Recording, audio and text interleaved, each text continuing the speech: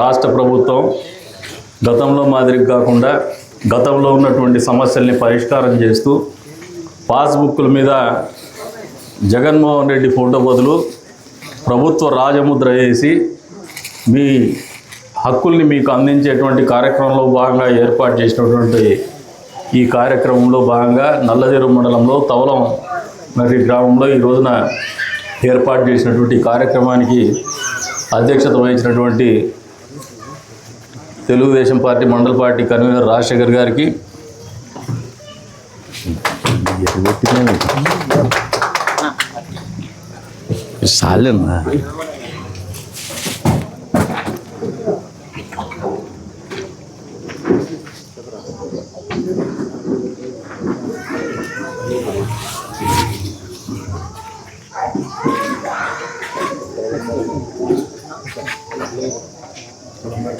ఈ కార్యక్రమానికి అధ్యక్షత వహించినటువంటి మండల పార్టీ కన్వీనర్ రాజశేఖర్ గారికి, వేదిక మీద ఉన్నటువంటి పెద్దలకు, వేదిక ముందున్నటువంటి మండల తెలుగుదేశం పార్టీ కుటుంబ సభ్యులకు, అదేవిధంగా తవలం మరి గ్రామ సోదరిమణులకు, పాత్రికేయ మిత్రులకు అందరికీ కూడా పేరు పేరు నమస్కారాలు. ఈ రాష్ట్రంలో ప్రజలకు అతిపెద్ద సమస్య ఏంటంటే రెవెన్యూ సమస్య. వ్యవసాయ ఆధారితంగా ఏర్పడినటువంటి ఈ రాష్ట్రంలో రాష్ట్ర విభజన తర్వాత అత్యధిక జనాభా వ్యవసాయం మీద ఆధారపడే బతుకుతూ ఉన్నటువంటి రాష్ట్రం ఇది. వేరే ఇతరత్ర ఆదాయం కంటే కూడా వ్యవసాయం మీద వచ్చేటువంటి ఆదాయమే ప్రధాన వనరుగా కొనసాగుతున్నటువంటి రాష్ట్రం ఇది. అతిపెద్ద వ్యవసాయ భూమి విస్తీర్ణం ఉన్నటువంటి రాష్ట్రం కూడా ఇది. మరి ఇటువంటి రాష్ట్రంలో గతంలో 5 సంవత్సరాలలో జగన్మోహన్ రెడ్డి గారి హయాంలో పాలకులు వాళ్ళ భూములే కాదు, విలువైనటువంటి భూములు ఎక్కడున్నా కొట్టేయాలనే ఒక ఆలోచన చేసినారు. అందులో భాగంగానే ల్యాండ్ టైటిలింగ్ యాక్ట్ తీసుకొచ్చినారు. అందులో భాగంగానే పాస్బుక్ల మీద జగన్మోహన్ రెడ్డి ఫోటోలు వేసినారు. సర్వే రాళ్ళ మీద లాస్ట్కు జగన్మోహన్ రెడ్డి ఫోటోలు వేసుకునే పరిస్థితికి వచ్చినారు. బహుశా భారతదేశ రాజకీయ చరిత్రలో ఏ రాష్ట్రంలో కూడా ప్రజాస్వామ్యం వచ్చిన తర్వాత, స్వాతంత్రం వచ్చిన తర్వాత ఈ రకమైనటువంటి విపరీత ధోరణి ఉన్నటువంటి ముఖ్యమంత్రి చరిత్రలో జగన్మోహన్ రెడ్డి తప్పితే ఇంకొకటి లేడనేది వాస్తవమని మీరు కూడా అర్థం చేసుకోమంటారు.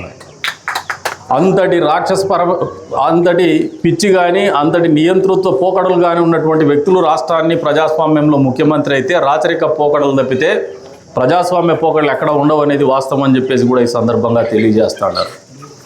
అందులో భాగంగానే ఇప్పటికి కూడా అపరిష్కృతంగా ఉన్నటువంటి వ్యవసాయ భూముల సర్వేలు కావచ్చు, టైటిల్ కావచ్చు, ఇవన్నీ కూడా మరింత జటిలమైనటువంటి పరిస్థితులకు రూపకల్పన చేసిండేది జగన్మోహన్ రెడ్డి 5 ఏళ్ల పరిపాలన.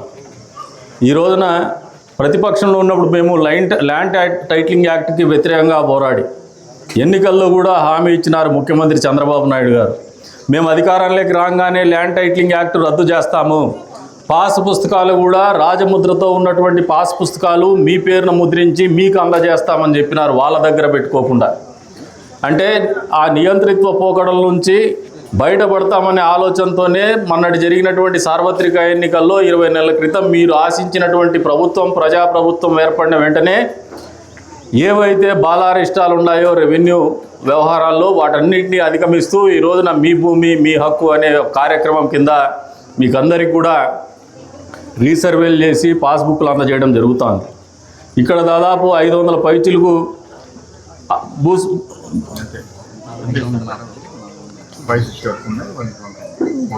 560 ఖాతాదారులు ఉన్నారు ఇక్కడ, భూమి కలిగినటువంటి వాళ్ళు ఈ గ్రామంలో. ఇప్పుడు ఈ రోజున ఒక 459 వరకు, అంటే దాదాపు 101 తక్కువ పరిష్కారమైనటువంటి పరిస్థితి ఉంది. ఇంకా దీంట్లో కూడా ఏదైనా అవకతవకలు ఉంటే, ఇందాక మా నాయకులు చెప్తున్నారు ఆఫీసుల చుట్టూ తిరిగేది, వాళ్ళ నోట్లో వినల్లానే చెప్పిన, ఇది నాకు తెలుసు. నేను కూడా ఇబ్బంది పడుతూ ఉన్నాను, నేను కూడా ఎండ పడుతూ ఉన్నా కూడా నన్ను కూడా వెంటాడుతూ ఉండే సమస్య ఇదే. పని చెప్పినా కూడా పనులు సరిగ్గా జరగవు. పనులు చెప్పిన తర్వాత కూడా ప్రత్యేకంగా రెవెన్యూ వాళ్ళు అసలు సమస్యలు పరిష్కారం కావు. సర్వేయర్ లేడంటారు, సర్వేయర్ అక్కడికి పోయినాడంటారు, లేదు విఆర్ఓ లేడంటాడు, మళ్ళీ లేదంటే ఆర్ఐ లేడంటాడు. ఇది ఒక నిరంతర ప్రక్రియ. వాళ్ళందరికీ కూడా వెసులుబాటు తప్పు చేయడానికి వెసులుబాటు ఎత్తుక్కునేటువంటి ప్రక్రియ. ఇటువంటి సమస్యల నుంచి బయటపడాలంటే ఖచ్చితంగా అధికారులకు చిత్తశుద్ధి ఉండాలి. అధికారులకు చిత్తశుద్ధి ఉండడమే కాదు, ప్రజల సమక్షంలో ప్రజల మధ్యన కూర్చొని వాళ్ళ సమస్యలు పరిష్కారం చేసే పరిస్థితులు మీరు కల్పించబడితే సాధ్యమైనంత వరకు అవినీతికి కానీ దళారీ వ్యవస్థను కానీ మీరు పెంచి పోషించేటువంటి పరిస్థితుల నుంచి దూరంగా పోతారు. దీనికి అదొక్కటే సమస్య. ఎందుకంటే వాళ్ళకి ప్రశ్నించే తత్వం ఉండదు, భయపడతారు. పేదలు మా ఆస్తి నిజంగా ప్రశ్నిస్తే మేమేమైపోతామనే బెరుకుతనం ఉంటుంది వాళ్ళకి. అదే మన పాలిట వరం అవుతోంది, నాయకులకు కానీ అధికారులకు కానీ దళారులకు కానీ వరం అవుతోంది. దాన్ని పోగొట్టాలంటే ఖచ్చితంగా చిత్తశుద్ధి ఉన్నటువంటి ప్రభుత్వంలో మీరు అధికారులుగా పనిచేస్తున్నారు. ప్రజల మధ్యకి రాండి, గ్రామాల్లోనే కూర్చోండి, వాళ్ళ సమస్యలకి ఇక్కడ ఒక సిస్టమ్ పెట్టుకొని మీ ఆఫీస్ని ఇక్కడ పెట్టుకొని వాళ్ళ సమస్యలు పరిష్కారం చేయమని చెప్పేసి కూడా కోరుతా ఉండాలి. అధికారులను ఆదేశిస్తూ ఉన్నాం, కోరడం కాదు. ఖచ్చితంగా ఇక్కడ చేయించే విధంగా నాయకులు కూడా పని చేయించుకోవాలని చెప్పేసి కోరుతా ఉన్నాం. అంతేగాని గతంలో మాదిరిగా రొటీన్గా పాలిటిక్స్ చేస్తామంటే మేము కూడా ఒప్పుకునే పరిస్థితులు లేము.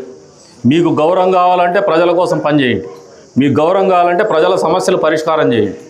మీకు అధికారం కావాలా, మళ్ళీ పరిపాలనలో భాగస్వాములు కావాలంటే ఖచ్చితంగా ప్రజల మధ్యకు వచ్చి కూర్చొని వాళ్ళ సమస్యల పరిష్కారాన్ని కృషి చేయండి. ఈరోజు మాకుండే టైం మీకు ఎందుకు ఉండడం లేదు, నాయకులకు కానీ అధికారులకు కానీ అర్థం కావడం లేదు.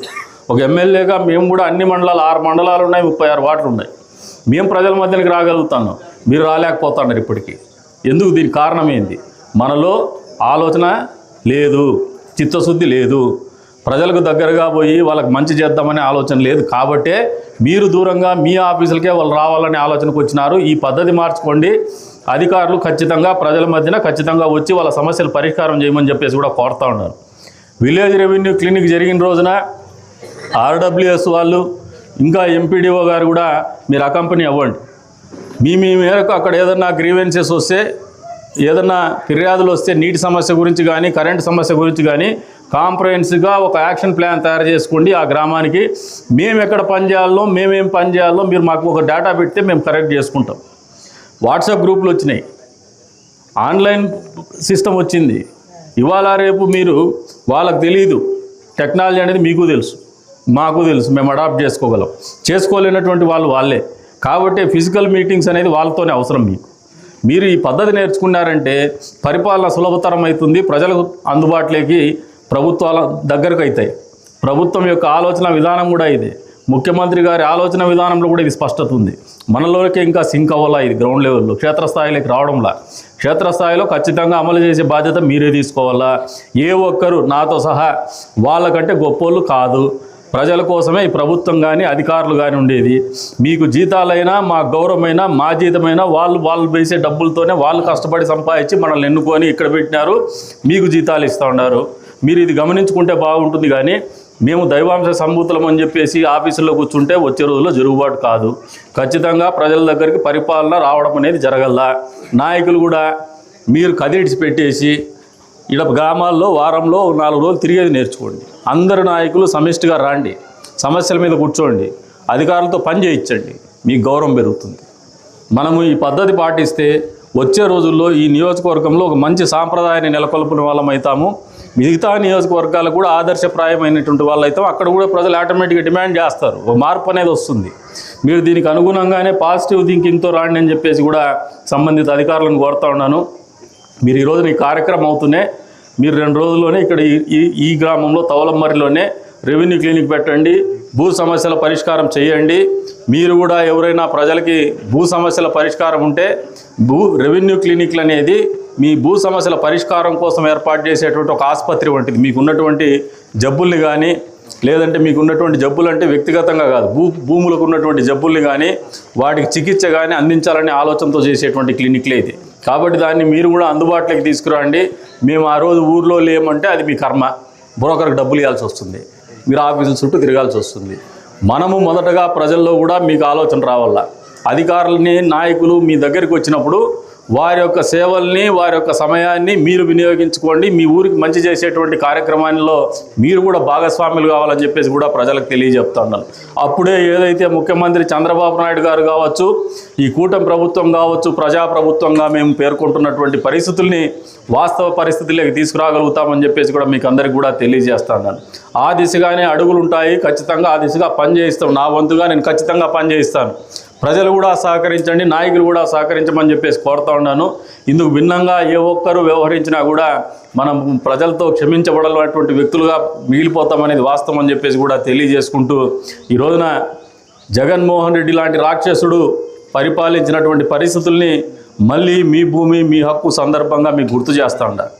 మన ఆస్తి రిజిస్ట్రేషన్ చేసుకుంటే ఒరిజినల్ దస్తావేజులు ఆయన దగ్గర అంట, ప్రభుత్వం దగ్గర అంట. ఏ ఒక్కరన్నా ఒప్పుకుంటారా?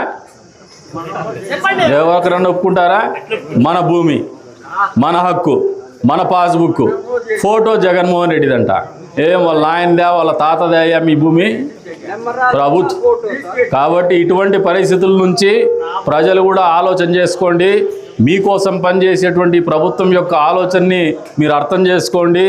ఈ రకంగా ఆదేశించిన తర్వాత అధికారులు ఇక్కడికి రాకపోయినా కూడా మేమైతే ఖచ్చితంగా ఆ ప్రశ్నించే బాధ్యత మాది, పని చేయించే బాధ్యత మాది, పని తీసుకునేటువంటి బాధ్యత ప్రజలు తీసుకోమని చెప్పేసి కూడా కోరుకుంటూ అవకాశం కల్పించిన మీ అందరికీ పేరు పేరు ధన్యవాదాలు తెలుపుకుంటూ సెలవు తీసుకుంటున్నాను. జై హింద్. మేమే కిందికి వస్తాముండు.